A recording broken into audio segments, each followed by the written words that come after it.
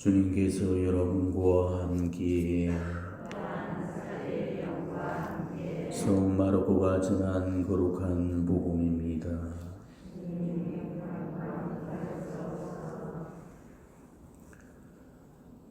그때 예수님께서 고향으로 가셨는데 제자들도 그분을 따라갔다.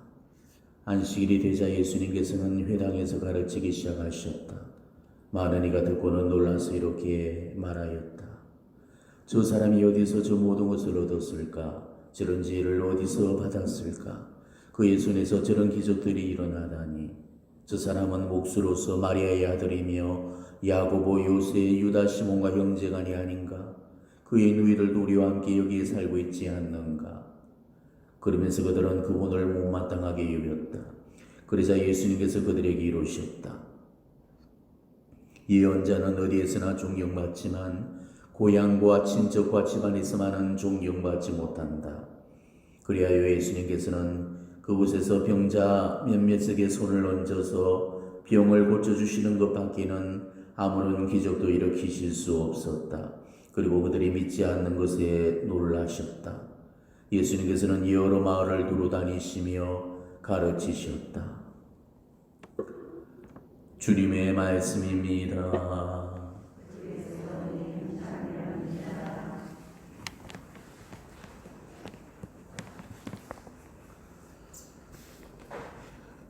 예언자는 어디에서나 존경을 받지만 고향과 친척과 집안에서만은 존경받지 못한다.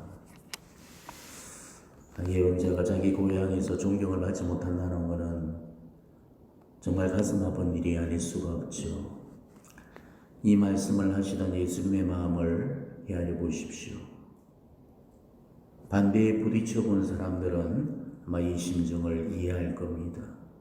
사제들이 본당에서 신자들한테 반대를 받을 때 정말 이 말씀이 얼마나 가슴 아픈 말씀인지 그때 비로소 그 의미를 깨달게 되는 거죠. 고향이 얼마나 푸근한 곳입니까? 명절에 오랜만에 고향을 찾게 되면은 너나 할 것 없이 다들 반갑게 맞아주는 곳이 고향입니다. 그래서 누구나 고향을 가고 싶어 하죠. 예수님께도 고향이 있었습니다. 갈릴레아 나자렛이 그분의 고향이었습니다. 그곳 고향에는 당신이 사랑하시는 어머니도 계셨고 친지와 이웃들이 함께하고 있었죠. 예수님께서는 30년 동안을 고향 나자렛에서 크고 자랐습니다. 그리고 공생활을 시작하시면서부터 한동안 고향을 떠나 계셨죠. 그리고 어느 정도 이제 이 구원 사업이 자리를 잡았을 때 예수님은 오랜만에 고향을 찾으셨습니다.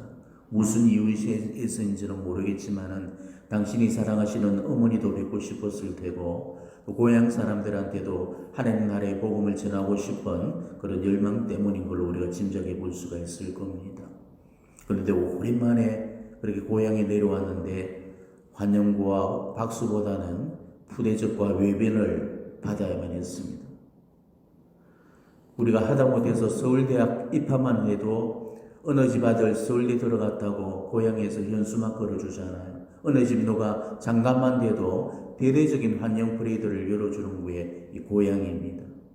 그런데 이상하게도 예수님의 고향은 전혀 그렇지가 않았죠. 오늘 고향 사람들은 예수님을 오해했고 예수님께 오히려 예수님의 그 좋은 면들을 오히려 깎아내리고 오히려 인간적인 그런 관점에서만 예수님을 보게 됩니다.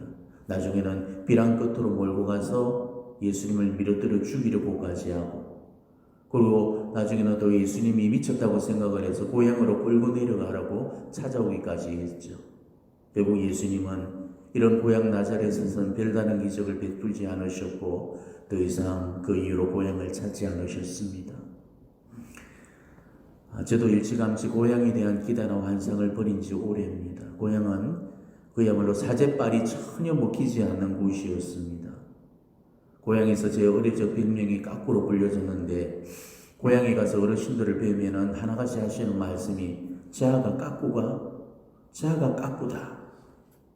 고향 사람들한테서 저는 신부라고 안 불러주는 겁니다. 까꾸라는 이름으로만 불려졌고, 아무리 제가 승직자 보장을 하고 있어도 까꾸 이상의 모습으로는 봐주지를 않는 거였습니다. 그때 저는 이미 마음으로부터 고향을 떠나버렸죠. 고향이라는 것은 머무는 자의 고향일 뿐이지 떠나는 자의 고향은 언제나 발길이 머무는 자리라는 것을 새삼 깨닫게 되었습니다.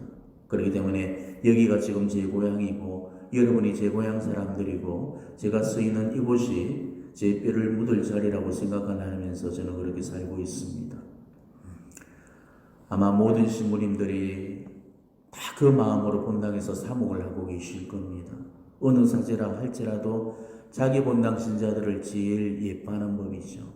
지 본당 신자 먼저 챙겨주고 싶어하고 지 본당 신자한테 먼저 마음을 주는 거, 이게 본당 사제들의 마음입니다.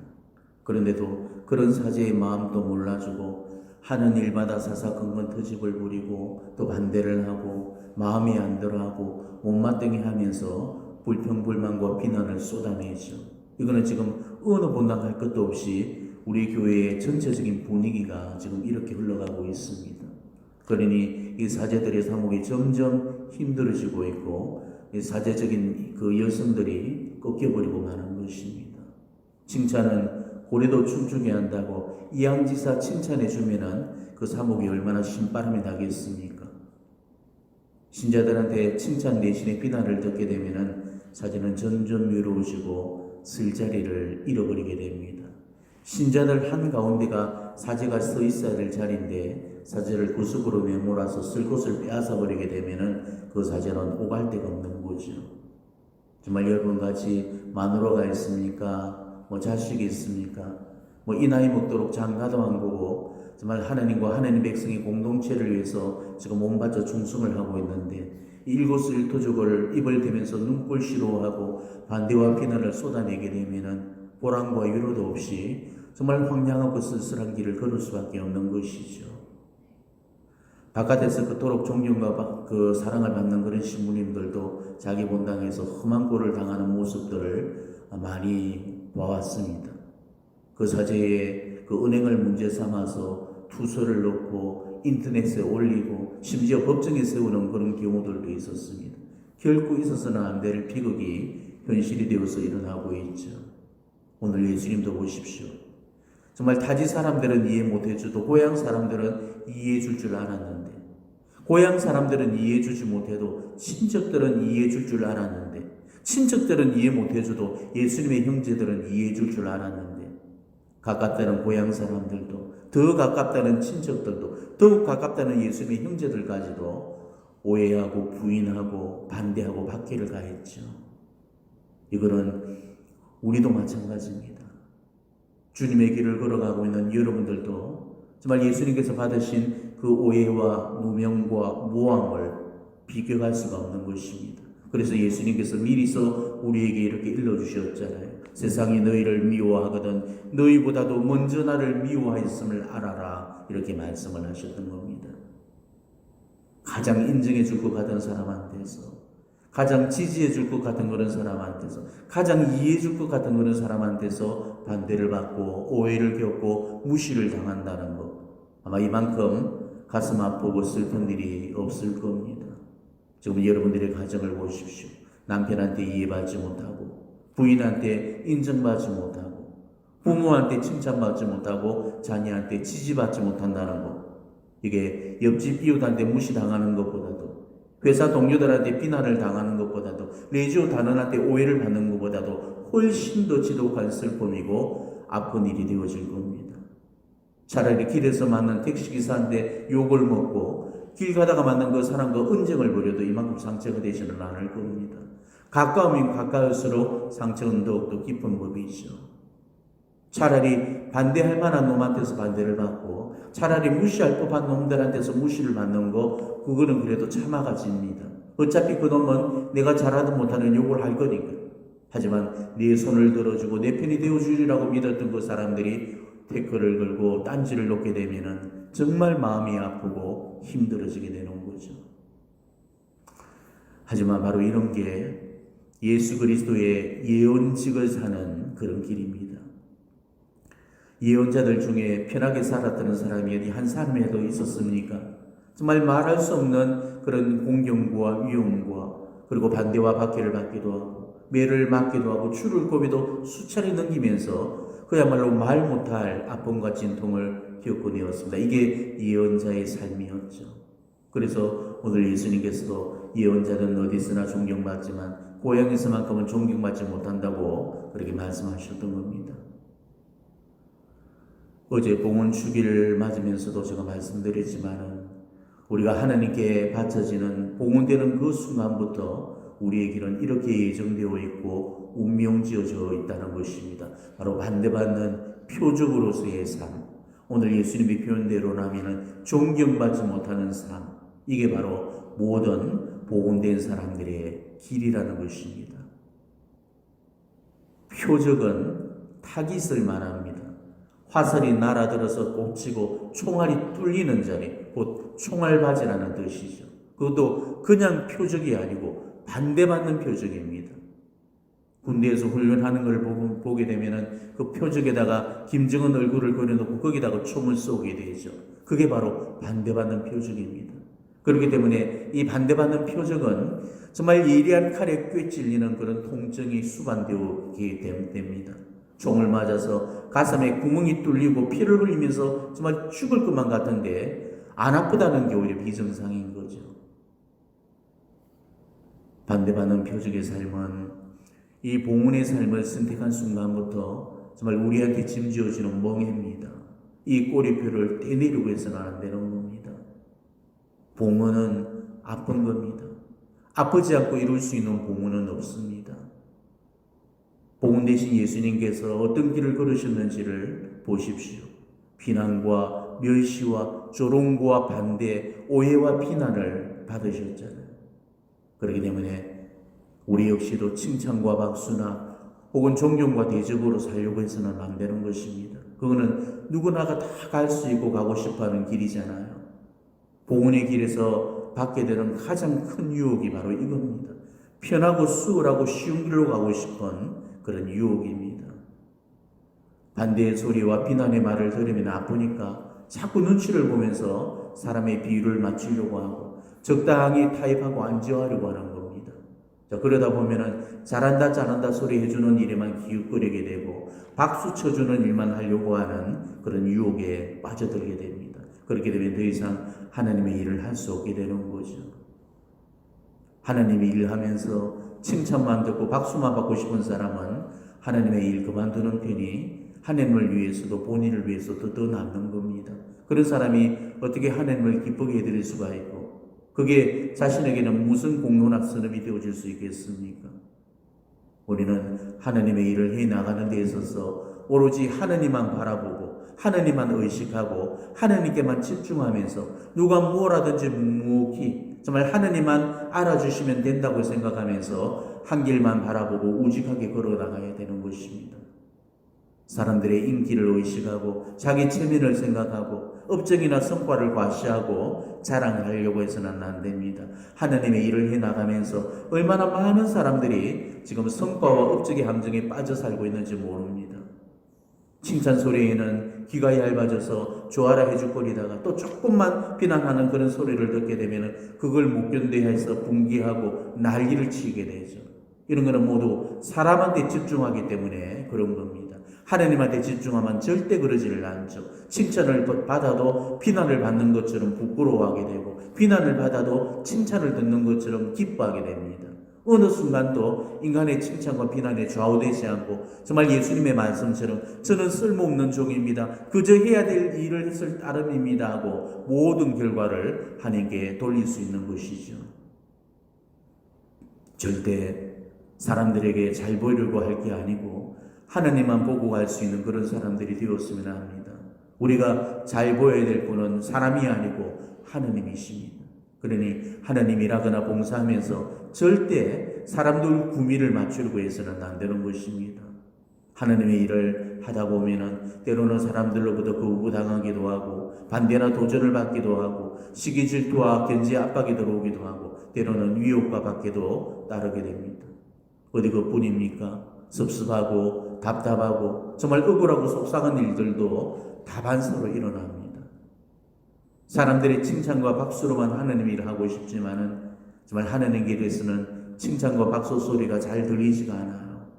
내가 지금 하나님의 귀리에 있는지를 알려면은 내 삶에서 지금 칭찬이 많은지 욕이 많은지를 보면 알 수가 있습니다. 잘하고도 욕을 얻어먹는다면은 지금 하나님 길이에 있다는 증거입니다. 거기에 반해서 칭찬만 듣고 있다면은 지금 하나님 길에서 벗어나 있다는 증거가 되는 것입니다. 하나님의 길에서는 칭찬과 박수가 별로 따르지가 않아요. 예수님만 봐도 알 수 있잖아요. 그렇게 의롭고 옳은 일 두신하고도 반대와 비난을 받으셔야만 하셨습니다. 인간의 인기나 체면을 중시하는 사람만이 이 칭찬과 박수에 목을 매는 겁니다. 하나님만 바라보면서 하나님 일하는 사람은 인간의 인기나 체면 따위는 관심이 없습니다. 언제나 하나님께서 원하시는 일만 해나가게 되죠. 반대를 받아도 두려워하지 않고 비난에도 멈추지 않고 오로지 하나님만 바라보면서 하나님의 일을 해나갈 수가 있는 것입니다. 그러니 봉사하면서 힘들다고 괜히 누구 붙들고 앉아서 내가 지금 이렇게 힘들어요 저렇게 힘들어요 이렇게 말할 필요가 없다는 것이죠. 힘든 거야 당연한 겁니다. 하나님 일하면서 힘 안 드는 게 더 이상한 거죠. 그런 문제를 가지고 자꾸 누군가에게 어필한다는 것은 자기가 지금 이런 사람인데 지금 그런 대접을 받지 못하고 있다는 것을 드러내고 싶어 하는 거죠. 알아달라고 앙앙댈 필요도 없는 거고 몰라준다고 징징댈 이유도 없는 거고 그저 묵묵히 봉사직을 수행하면 되는 겁니다. 그래서 봉사에는 침묵이 필요한 겁니다. 힘든 거 알아달라면서 떠벌이처럼 입으로 떠벌지 마시고 예수님처럼 묵묵히 자신의 일을 수행해 나가면 되는 거죠. 예수님은 사람들로부터 대접받지 못했을 때 또 사람들이 당신을 알아주지 못했을 때 누구를 붙들고 하소연한다거나 누구에게 자신의 억울함을 호소하고 누구와 언쟁을 벌이지도 않았습니다. 남이야 알아주든 말든 하나님께로부터 받은 그 소명을 묵묵히 수행해 나가셨죠. 우리도 하나님 일하고 봉사하면서 정말 억울하고 속상한 일들을 만날 때마다 자신의 노고를 몰라준다면서 뒤집어지고 억울해하고 분개하면서 때려치우니 어쩌니 그렇게 하지 말고 그 순간을 묵묵히 참고 견뎌나가야 하는 것입니다. 그러면서도 오늘 예수님처럼 피할 수 있는 길은 피하고 비껴갈 수 있는 길은 비껴가면서 지혜롭게 처신하셔야 되는 겁니다. 오늘 예수님은 고향 사람들과 다투지 않으셨습니다. 당신을 몰라준다면서 섭섭해하거나 억울해하지도 않으셨죠. 항변하기 위해서 고향 사람들과 논쟁을 벌이지도 않으셨습니다.